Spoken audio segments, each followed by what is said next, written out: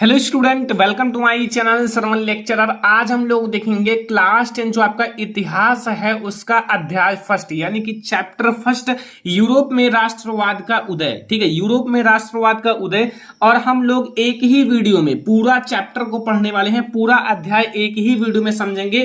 तो इस वीडियो को लास्ट तक देखना, वीडियो को लाइक कर देना, अगर चैनल पर नए हैं तो सब्सक्राइब कर लेना। तो पूरा आप लोगों का एनसीईआरटी पर आधारित है। तो इसमें हमारा जो पहला टॉपिक है उसमें है राष्ट्रवाद। ठीक है, राष्ट्रवाद क्या होता है ये हम लोग समझेंगे। तो राष्ट्रवाद जो होता है ना, वो राष्ट्र के प्रति निष्ठा, जो राष्ट्र होता है राष्ट्र के प्रति निष्ठा, उसकी प्रगति, ठीक है, उसकी प्रगति और उसके सभी नियम, जो उनके सभी नियम हैं, आदर्श को बनाए रखना ही क्या कहलाता है, राष्ट्रवाद कहलाता है। तो राष्ट्रवाद आपको समझ में आ गया कि राष्ट्र के प्रति जो आपका निष्ठा है, निष्ठा, उसकी प्रगति और उसके नियम आदर्शों को बनाए रखना ही क्या कहलाता है बच्चा पार्टी, राष्ट्रवाद कहलाता है। तो राष्ट्रवाद अगर आपसे कोई पूछे तो आप लोगों को ये डिफिनेशन देना है। अब अगर आप लोग राष्ट्रवाद समझ गए तो एक माइंड में आप लोगों का क्वेश्चन आता होगा, राष्ट्र क्या है। तो अब हम लोग समझेंगे राष्ट्र के बारे में। देखो राष्ट्र क्या होता है मैं आपको बताता हूं अर्नेस्ट रेनर के अनुसार। अर्नेस्ट रेनर जी ने क्या कहा था कि आपका जो समान भाषा, जिनकी भाषा जो है समान है, नस्ल धर्मों से बने क्षेत्र को राष्ट्र कहा जाता है। तो राष्ट्र का एक छोटा सा डिफिनेशन है जो कि आप लोगों को बहुत अच्छे से समझ में आ गया होगा। ठीक है, अब हम लोग समझेंगे एक छोटा सा टॉपिक, नारीवाद। देखो ये सारी चीजें आपको समझना है। नारीवाद क्या है, तो नारीवाद क्या है, देखो स्त्री पुरुषों, जो स्त्री होते हैं और पुरुष की सामाजिक, आर्थिक एवं राजनीतिक सोच के आधार पर महिलाओं का अधिकार जो होता है नारीवाद कहलाता है। आप लोग ये समझो, जो महिलाओं का अधिकार होता है वही नारीवाद कहलाता है। ठीक है, नारीवाद आपको समझ में आया। जैसे स्त्री है, पुरुष है, तो स्त्री और पुरुष की सामाजिक, जो आपका सामाजिक है एंड आर्थिक एवं राजनीतिक सोच के आधार पर, ठीक है, राजनीतिक सोच के आधार पर जो महिलाओं का अधिकार है वो क्या कहलाता है, नारीवाद कहलाता है। ठीक है, तो यहां से आपको यह समझ में आ गया कि नारीवाद क्या है। ठीक है, तो नारीवाद आपको यहां समझ में आया कि जो महिलाओं का अधिकार है, जो महिलाओं का अधिकार है, स्त्रियों का अधिकार है, वही हमारा नारीवाद कहलाता है। तो ये हमारा है नारीवाद। और हम लोग एक बहुत ज्यादा इंपॉर्टेंट चीज इस चैप्टर का समझने वाले हैं, स्टेट जर्नल। स्टेट जर्नल क्या है ये समझो ध्यान से। देखो आपका स्टेट जर्नल जो है, स्टेट 1789 के स्टेट जर्नल एक आम सभा थी। मतलब ये जो स्टेट जर्नल है 1789 ईस्वी में एक आम सभा थी, मतलब एक आम सभा थी। एंड जो क्षेत्र के फ्रांसीसी संप्रदायों के संपदाओं का प्रतिनिधित्व करती थी। मतलब ये जो आपके फ्रांसीसी संप्रदाय हैं के संप्रदायों का क्या करती थी, प्रतिनिधित्व करती थी। बाद में उसका नाम जो है, बाद में उसका नाम नेशनल असेंबली रखा गया। मतलब बाद में इसका नाम क्या रख दिया गया, नेशनल असेंबली रखा गया। ये आपका है एक छोटा सा टॉपिक स्टेट जर्नल। ठीक है, ये आप लोग पूरा आप लोग ध्यान से पढ़ना।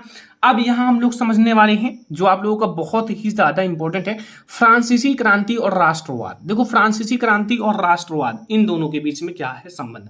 देखो फ्रांसीसी क्रांति और राष्ट्रवाद के बारे में समझो। सबसे पहले आप समझो पॉइंट के द्वारा। ठीक है, देखो फ्रांसीसी क्रांति की शुरुआत कब हुई, 1789 ईस्वी में हुआ। कब हुआ, 1789 ईस्वी में। तो फ्रांसीसी क्रांति की शुरुआत 1789 ईस्वी में हुआ। आप लोग ऐसे लिखना। सेकंड, आप लोग सेकंड नंबर समझो कि फ्रांसीसी क्रांति में जो सभी लोग की मांग थी, जो फ्रांसीसी क्रांति है उसमें जो लोग थे, जो सभा थी, उनकी मांग थी कि राजतंत्र को हटाकर प्रजातंत्र बनाया जाए। मतलब जो राजतंत्र था, राजतंत्र को हटाकर क्या बनाया जाए, प्रजातंत्र बनाया जाए। ये थी फ्रांसीसी लोगों की मांग थी। ठीक है, एंड अगला है यहाँ तीसरा, जो कि फ्रेंच की भाषा को राष्ट्रभाषा घोषित किया जाए। जो फ्रेंच के लोग थे, जो फ्रांस के लोग थे, वो कह रहे थे कि जो फ्रेंच की भाषा है, फ्रेंच की भाषा को क्या घोषित किया जाए, राष्ट्रभाषा घोषित किया जाए। ठीक है, तो ये तीसरा पॉइंट है। चौथा पॉइंट आप लोग समझो कि स्कूल या छात्रों के लिए, जो आपका स्कूल या छात्रों के लिए एक क्लब, मतलब एक क्लब की स्थापना की जाए जिसका नाम जैकोबिन क्लब हो। ठीक है, मतलब अगर एक स्कूल या फिर छात्रों के लिए आप एक क्लब की स्थापना कर दो जिसका नाम क्या हो, जैकोबिन क्लब हो। ठीक है, तो ये हमारा है 4 नंबर पॉइंट। या 5 नंबर पॉइंट समझो कि सभी भार तथा किराया एक व्यवस्था की जाए, सभी भार तथा किराए की एक व्यवस्था की जाए। देखो आप लोग ऐसा नहीं कि आप लोग एक आदमी गरीब हो एक आदमी अमीर हो तो इनके लिए किराया अलग हो और इनके लिए किराया अलग हो, नहीं, सभी की किराया, मतलब सभी भार तथा किराया एक व्यवस्था में की जाए, सभी के लिए एक जैसा होना चाहिए। ठीक है, ये है आपका फ्रांसीसी क्रांति और राष्ट्र का विकास। ठीक है, तो यहां तक आपको समझ में आ गया। अब देखो जो आप लोगों का टॉपिक है सारे एनसीईआरटी पर आधारित है। देखो आपका फ्रांस की क्रांति के प्रमुख कारण, देखो फ्रांस की क्रांति के क्या कारण थे, फ्रांस की क्रांति हुई तो उसके क्या क्या कारण थे वो समझने वाले हैं। तो फ्रांस की क्रांति के कारण क्या है ये समझो आप लोग पॉइंट के द्वारा। पहला देखो अयोग्य शासन, अयोग्य मतलब ऐसा शासन था जिसका कोई योग्य ना हो, जिसकी कोई योग्यता ना हो, अयोग्य शासन था। अब अयोग्य शासन का मतलब समझो, जैसे अयोग्य शासन का मतलब है कि फ्रांस की क्रांति जो है ना, फ्रांस की क्रांति के समय लुई वंश का शासन था। जब फ्रांस की क्रांति हुई थी तो उस समय किसका शासन था, लुई वंश का शासन था। देखो ये राजा थे, लुई वंश का शासन था, ठीक है, जो जिद्दी तथा कर्तव्यहीन शासन था, जो कि बहुत जिद्दी था। मतलब ये जो शासन था बहुत ज्यादा जिद्दी था, इनका वंश जो था बहुत ज्यादा जिद्दी था और कर्तव्यहीन, कार्य नहीं करता था, मतलब जनता के प्रति जागरूक नहीं था, जनता के प्रति कार्य नहीं करता था। तो ये और जिद्दी भी था, तो जिद्दी तथा कर्तव्यहीन शासन था और यह सुधारों का पक्षधर नहीं था। मतलब अगर कोई चीज है उसका सुधार नहीं करता था, सुधारों का पक्षधर नहीं था, मतलब सुधार के प्रति जागरूक नहीं था, जनता की बातों को नहीं मानता था, ठीक है, अपनी जिद में ही रहता था। इसलिए इसकी जनता विरोध कर रही थी, इसलिए जो मतलब जनता थी, फ्रांस की जनता थी, इसकी विरोध कर रही थी, मतलब इसका विरोध कर रहे थे कि इनको हटाया जाए और एक नए शासन की स्थापना की जाए। क्योंकि ये ना तो कोई काम मतलब काम करते हैं जनता के प्रति और बहुत ज्यादा जिद्दी था, ठीक है, जो चाहे वो करता था। तो इसलिए जनता इनकी विरोध करती थी कि इनको हटाया जाए, क्योंकि ये एक अयोग्य शासन है, ठीक है। तो ये हमारा पहला कारण है जो कि फ्रांस की क्रांति के कारण है, जो कि फ्रांस की क्रांति मतलब फ्रांस में क्रांति हुई उनके कारण है, क्योंकि इन्हीं सब के कारण फ्रांस में क्रांति हुई थी। अगला पॉइंट समझो आप लोग, मध्यम वर्ग। देखो मध्यम वर्ग में क्या था, देखो वहां जो थी ना मतलब वर्ग बढ़ गए थे, निम्न वर्ग, मध्यम वर्ग और उच्च वर्ग। जैसे अब आप समझो यहाँ क्या है ना, यहाँ पर औद्योगिक क्रांति के होने के कारण, मतलब औद्योगिक क्रांति होने के कारण मध्यम वर्ग का उदय हो गया था। मतलब जब औद्योगिक क्रांति हुई तब किसका उदय हुआ, मध्यम वर्ग का उदय हो गया। अब मध्यम वर्ग का उदय होने के कारण क्या हुआ कि उदय हो गया था जिसमें छोटे उद्योगपति, जो छोटे उद्योगपति जैसे डॉक्टर हैं, वकील हैं, अध्यापक हैं वाले अधिकारी आते थे। मतलब ये पढ़े लिखे लोग थे, अच्छे लोग थे, जो कि मतलब सारी चीजों को समझते थे, ठीक है। तो इसमें कौन आते थे, छोटे उद्योगपति जैसे डॉक्टर हैं, वकील हैं, अध्यापक हैं, ठीक है, वाले अधिकारी आते थे। और यह वर्ग नवीन विचारों और राष्ट्रीय भावनाओं से ओतप्रोत था। मतलब इसमें जो थे नए नए विचार थे, मतलब ये सारे पढ़े लिखे थे, शिक्षित थे, तो इनके अंदर नई नई विचार आती थी, कैसे हम अपने देश को जागरूक बनाएं, कैसे हम लोग आगे जाएं, ठीक है। तो ये आपका मध्यम वर्ग के अंतर्गत आता था। मध्यम वर्ग का मतलब इसमें आपके डॉक्टर थे, वकील थे, अध्यापक थे और सारे जो अधिकारी थे वो सब आते थे, ये वर्ग था, ठीक है। तो ये आपको दूसरा पॉइंट समझ में आया, जो कि आप लोगों को बहुत ही अच्छे से समझ में आ गया होगा। अब अगला पॉइंट यहां समझो, तीसरा नंबर पॉइंट यहां आप लोग इसी में है, कारण में, आपका फ्रांस की क्रांति के कारण में। देखो आपका तीसरा पॉइंट है आम जनता की दयनीय स्थिति। जो आम जनता थी, लाइक किसान हैं और जो गरीब लोग हैं, उनकी दयनीय स्थिति थी। दयनीय स्थिति का मतलब कि उनकी स्थिति अच्छी नहीं थी, दयनीय का मतलब कि उस पर मतलब बहुत ही ज्यादा गरीब थे, दया योग्य थे। जैसे इस समय जो शासक उच्च वर्ग और आपका कुलीन वर्ग, ठीक है, उच्च वर्ग और यहां आप लोग इसे कुलीन वर्ग कर लो, कुलीन वर्ग, ठीक है, उच्च वर्ग जो उच्च वर्ग के लोग थे और कुलीन वर्ग के, जहां विलासिता पूर्व जीवन व्यतीत कर रहा था, जहां अच्छे से जीवन व्यतीत कर रहे थे, ठीक है, विलासिता पूर्ण जीवन व्यतीत कर रहा था, वहीं आम जनता की स्थिति बहुत बड़ी दयनीय थी, बड़ी दयनीय थी। मतलब उनकी स्थिति बहुत दयनीय थी, वो भूख के मारे मर रहे थे और उनका मतलब कोई बात भी नहीं सुनता था, उनकी स्थिति काफी बेकार थी, काफी ज्यादा दयनीय थी जो आम जनता थी, ठीक है। तो ये आपका है आपका तीसरा कारण, जो कि फ्रांस में क्रांति होने का कारण है। मतलब फ्रांस में क्रांति इन्हीं सबके कारण हुआ था। ओके, अगला है चौथा नंबर आपका स्वतंत्रता पर प्रतिबंध। स्वतंत्रता पर प्रतिबंध समझ लो, स्वतंत्रता। इस समय फ्रांसीसी सरकार ने लोगों की स्वतंत्रता पर कई प्रकार के प्रतिबंध लगा रखे थे। मतलब जो फ्रांसीसी सरकार थी वो इस समय क्या किया था कि स्वतंत्रता, मतलब एक व्यक्ति अलग अलग टहल भी नहीं सकता था, क्योंकि उसके स्वतंत्रता पर कई प्रकार के प्रतिबंध लगा दिए गए थे। मतलब उस पर प्रतिबंध लगा दिए, जहां तक कि उनके धार्मिक विश्वासों पर भी प्रतिबंध लगे हुए थे। मतलब उनके धार्मिक विश्वासों पर भी प्रतिबंध लगे हुए थे, जैसे उनके धार्मिक विश्वास, पूजा करना एंड ऐसे बहुत सारे धार्मिक विश्वास थे जिस पर भी प्रतिबंध लगा दिया था फ्रांसीसी सरकार ने। तो ये सब काफी गलत हो रहा था और यही सब कारण है जिसके कारण क्या हुआ, फ्रांस में क्रांति हुई। फ्रांस में क्रांति के यही सब कारण है। तो ये आप लोग ध्यान रखना, ये आपके कारण है फ्रांस में क्रांति होने के कारण। तो ये आपको 4 पॉइंट याद रखने हैं जो कि बहुत ही ज्यादा आपको आसान लगा होगा, तो ये सारा आप नोट कर लेना, ठीक है। ये हमारा है चौथा नंबर पॉइंट। अब हम लोग समझेंगे नेपोलियन का शासन, मतलब नेपोलियन के शासन में क्या हुआ, नेपोलियन के आने के बाद क्या हुआ, ये हम लोग समझने वाले हैं। तो नेपोलियन का शासन ध्यान से समझना, ये सारा बहुत ही ज्यादा इंपॉर्टेंट है, एनसीईआरटी से आपका सारे टॉपिक्स हैं।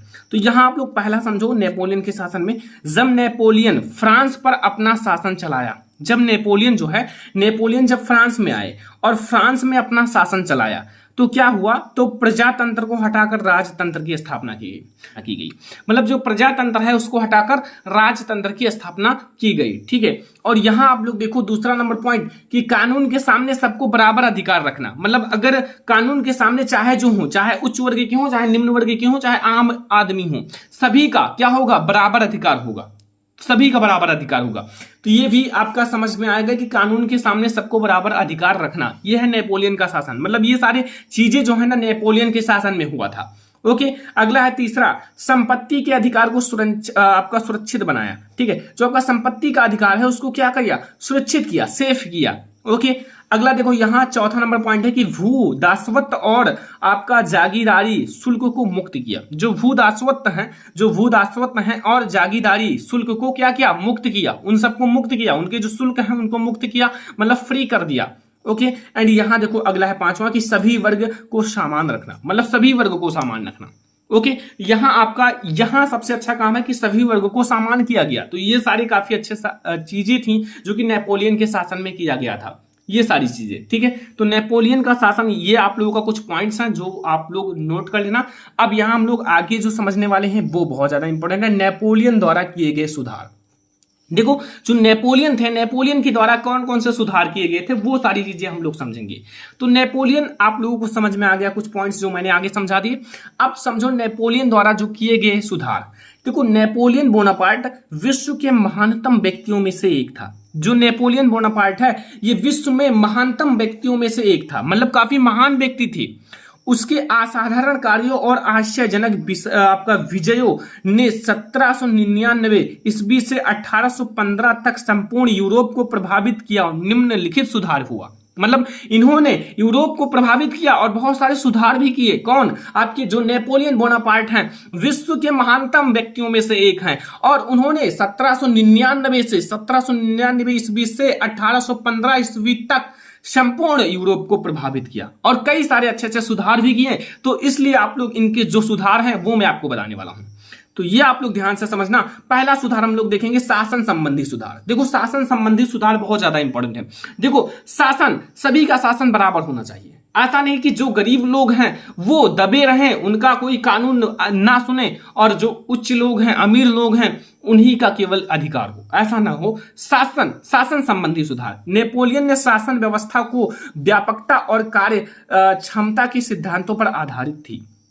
सभी को समान शासन दिया, मतलब नेपोलियन ने सभी को समान शासन दिया, चाहे वो जिस वर्ग के हों, सभी का शासन समान रहेगा, ठीक है। ये है पहला जो नेपोलियन द्वारा किया गया सुधार था, वो है आपका शासन संबंधी सुधार, ठीक है। तो ये आप लोगों को समझ में आ गया कि नेपोलियन ने शासन व्यवस्था को व्यापकता और कार्य क्षमता के सिद्धांतों पर आधारित थी और सभी को समान शासन दिया।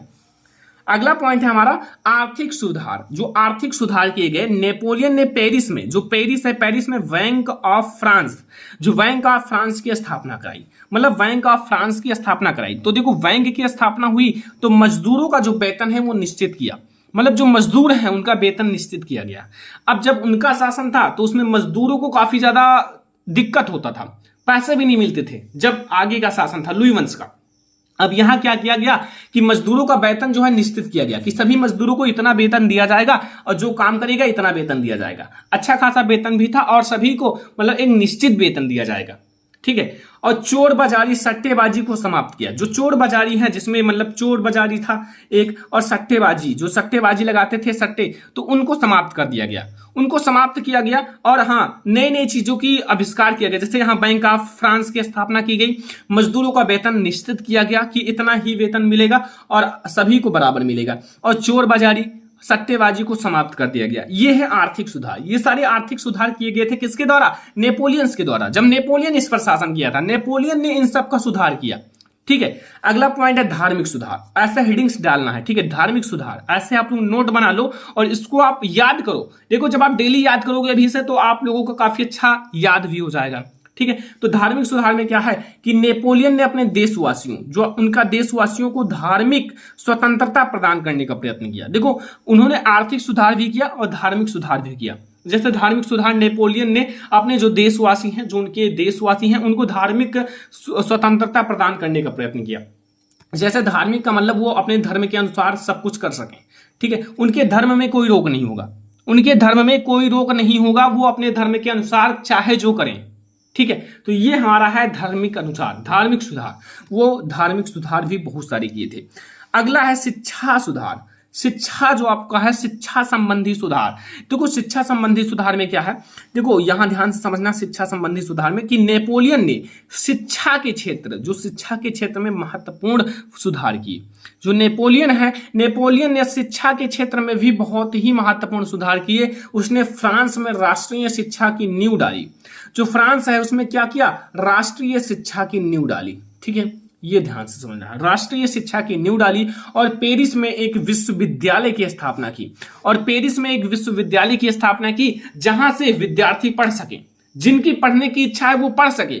पहले ऐसा नहीं था, लेकिन जब नेपोलियन का शासन हुआ तो विश्वविद्यालय की स्थापना की गई और फ्रांस में राष्ट्रीय शिक्षा की नींव डाली गई। और पेरिस में क्या किया गया? विश्वविद्यालय की स्थापना की गई। ये आप लोगों का है नेपोलियन के द्वारा जो किए गए सुधार। काफी अच्छे अच्छे सुधार किए गए थे जो कि मैंने आपको समझा दिया। अब हम लोग समझेंगे मारियन तथा जर्मेनिया कौन था। ये आप लोगों का इंपॉर्टेंट टॉपिक है एनसीईआरटी का। तो मारियन तथा जर्मेनिया, देखो हम दोनों के बारे में समझेंगे।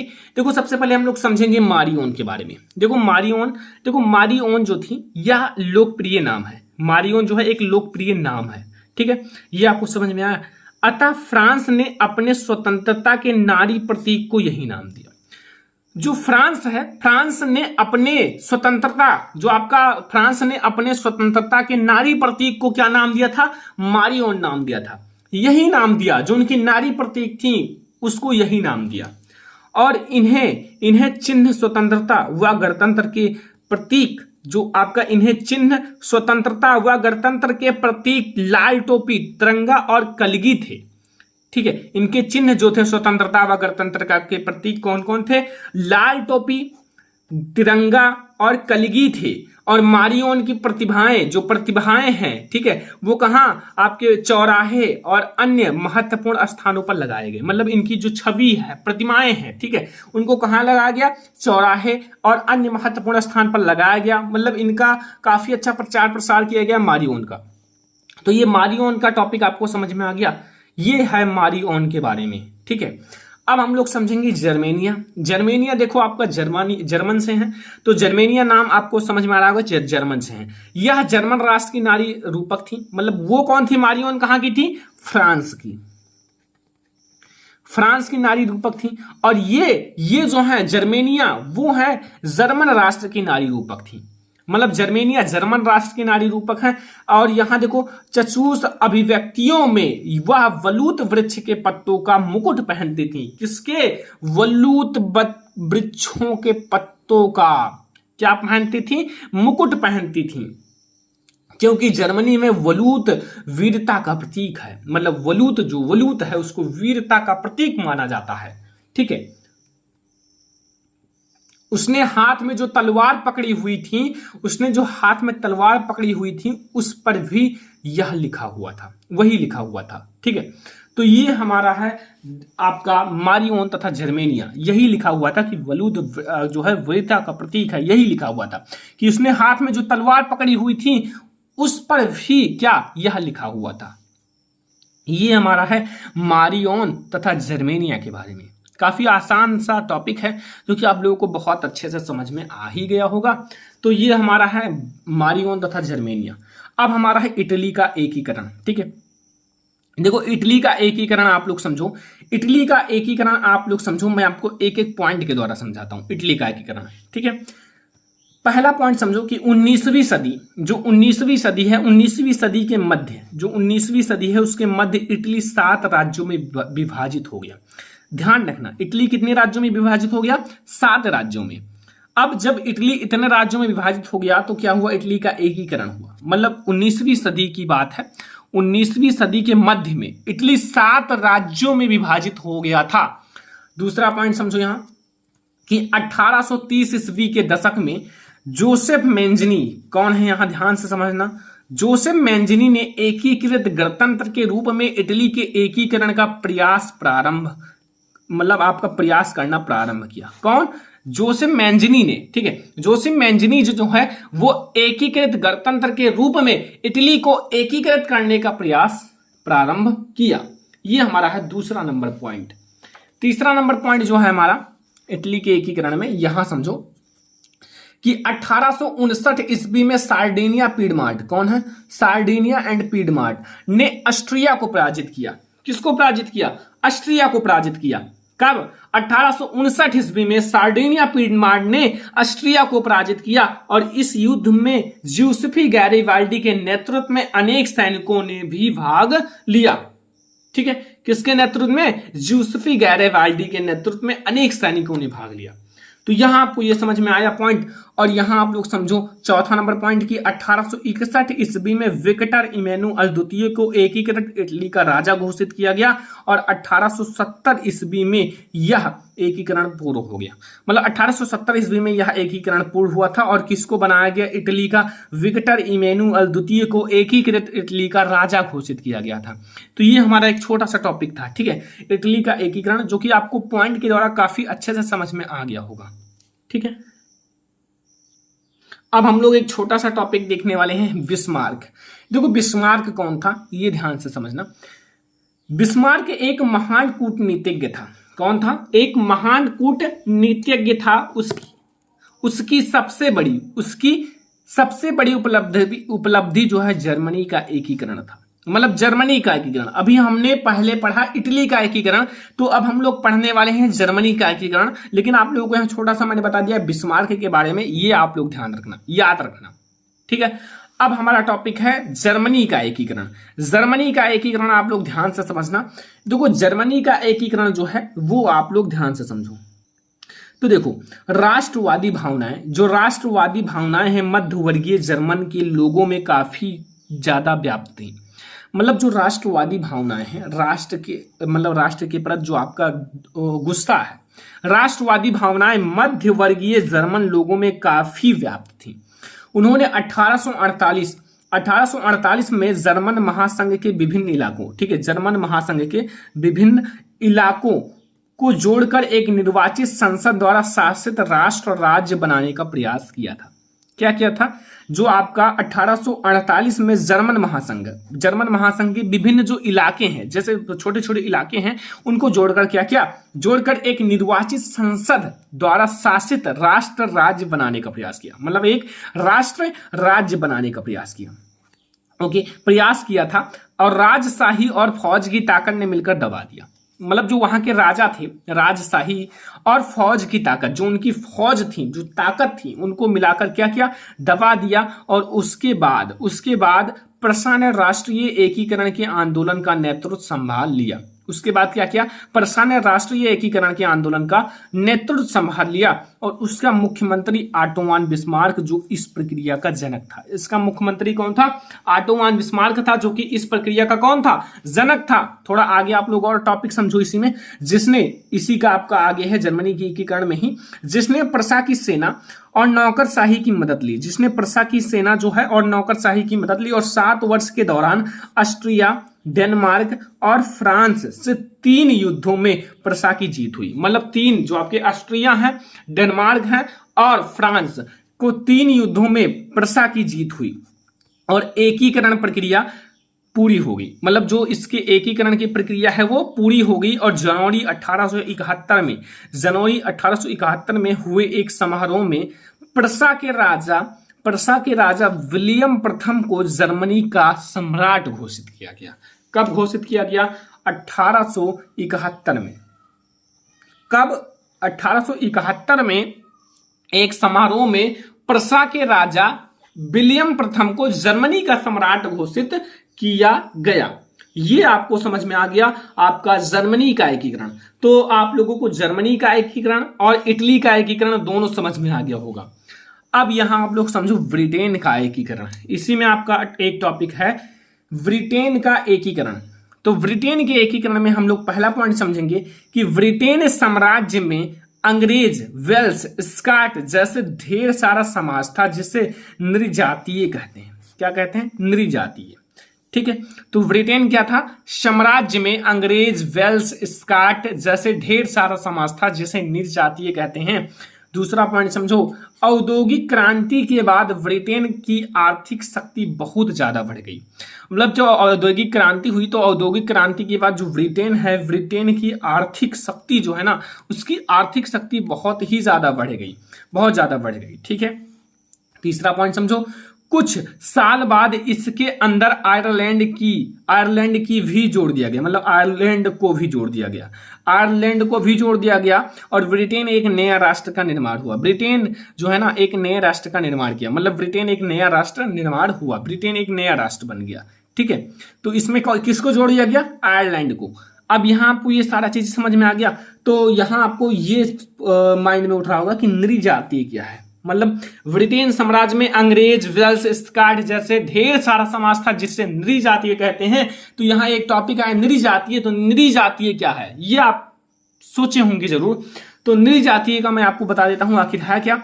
तो नृजातीय एक साझा नस्ली, जनजातीय या सांस्कृतिक उद्गम अथवा पृष्ठभूमि जिसे कोई समुदाय अपनी पहचान मानता है, जिसे कोई समुदाय अपनी पहचान मानता है, वो उसकी पहचान हो तो उसे हम लोग क्या कहते हैं? नृजातीय कहते हैं। ये हमारा हो गया नृजातीय।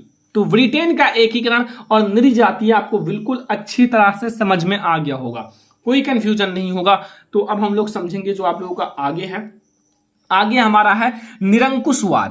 देखो निरंकुशवाद के बारे में समझेंगे। निरंकुशवाद क्या है?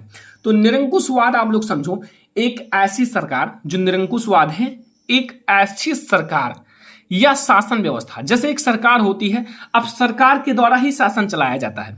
देखो सरकार जैसी होगी वैसे उनके, मतलब सरकार के द्वारा ही शासन चलाया जाता है। अब सरकार जैसा होगा, जितना अच्छा होगा उतना ही अच्छा उसका देश होगा, क्योंकि वही पूरा देश संभालता है। तो यहां वही कहा गया है एक ऐसी सरकार या फिर शासन व्यवस्था जिसका सत्ता पर किसी प्रकार का कोई अंकुश नहीं होता। जो सत्ता है, सत्ता पर किसी भी प्रकार का कोई अंकुश नहीं होता, ऐसी सरकार जनता के अनुकूल कार्य करती है और यह अत्यंत सैन्य बल पर आधारित और दमनकारी सरकारें होती हैं। ठीक है, ठीक है, तो आपको निरंकुशवाद समझ में आ गया कि एक ऐसी सरकार या फिर शासन व्यवस्था जिसका सत्ता पर किसी भी प्रकार का कोई अंकुश नहीं होता, ऐसी सरकार जनता के अनुकूल कार्य नहीं करती, जनता जो चाहे उस पर कार्य नहीं करती और ये अत्यंत सैन्य बल पर आधारित और दमनकारी सरकारें होती हैं। ये होता है निरंकुशवाद।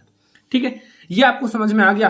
तो अब हम लोग देखेंगे आगे, जो हमारा अगला टॉपिक है वो है बाल्कन प्रदेशों में राष्ट्रवादी तनाव क्यों पनपा। ये आप लोगों का है कि बाल्कन प्रदेश हैं, जो आपका बाल्कन प्रदेश है में राष्ट्रवादी तनाव क्यों पनपा, ये आपका टॉपिक है।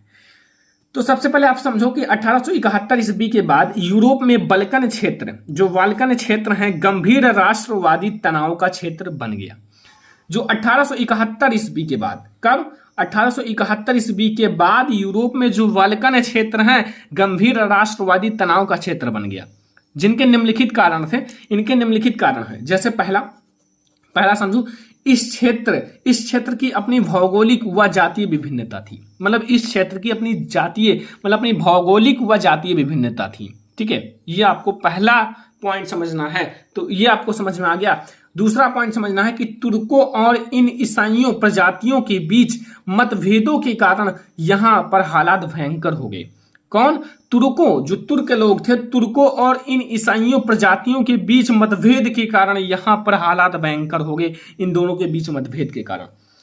अगला देखो, तीसरा नंबर पॉइंट है, जब आपका स्लाव राष्ट्रीय समूहों में स्वतंत्रता व राष्ट्रवाद का विकास हुआ तो तनाव की स्थिति और भी भयंकर हो गई। तो जो तनाव की स्थिति है वो और भी ज्यादा भयंकर हो गई। ठीक है, यहां आपका है चौथा नंबर पॉइंट, इस कारण इन राज्यों में आपसी प्रतिस्पर्धा और हथियारों की आपका होड़ लग गई और इसने स्थिति को और भयंकर या फिर गंभीर बना दिया। ये हमारा है वल्कन प्रदेशों में राष्ट्रवादी तनाव क्यों पनपा। ठीक है, तो यहां से आपको मैंने इस चैप्टर में जितने भी टॉपिक्स थे मैंने आपको पढ़ा दिया। ठीक है, अब आप लोग यहां से समझ में आ गया कि आपका इतिहास का चैप्टर फर्स्ट है, यूरोप में राष्ट्रवाद का उदय। मैंने इसमें आपको पूरा चैप्टर यानी कि पूरा अध्याय एक ही वीडियो में बता दिया। अब देखो, आप इसी लेक्चर को पढ़कर आप पूरा अध्याय खत्म कर सकते हो, पूरा नोट्स बना सकते हो और आप लोग पहले चैप्टर को बिल्कुल समाप्त कर सकते हो। ठीक है, तो आई होप कि आपको ये वीडियो बहुत ही ज्यादा पसंद आया होगा। पसंद आया हो तो वीडियो को लाइक करना, शेयर करना अपने फ्रेंड्स के साथ, चैनल पर नया तो सब्सक्राइब करना और जल्द ही आप लोगों का चैप्टर 2 भी आने वाला है जो कि आपका भारत में राष्ट्रवाद है। तो चलो फिर मिलते हैं नेक्स्ट चैप्टर में, तब तक के लिए धन्यवाद।